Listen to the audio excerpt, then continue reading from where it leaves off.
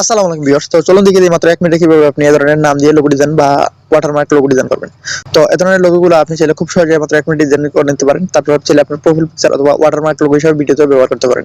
লোগোগুলো design করতে আপনার প্রয়োজন পড়বে পিক্সেল অ্যাপস এবং পিএলপি ফাইল।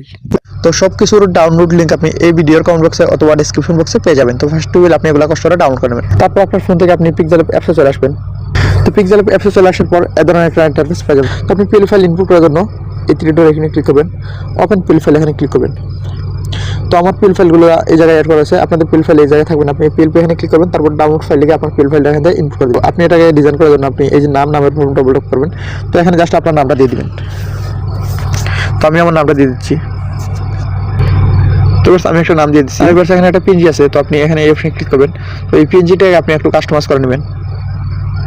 তো অলরেডি লোগো ডিজাইনটা করা হয়ে গেছে। তো আপনি যদি আপনার প্রোফাইল পিকচার হিসেবে এটাকে ইউজ করতে চান তাহলে আপনি এভাবে রাখবেন, রেখে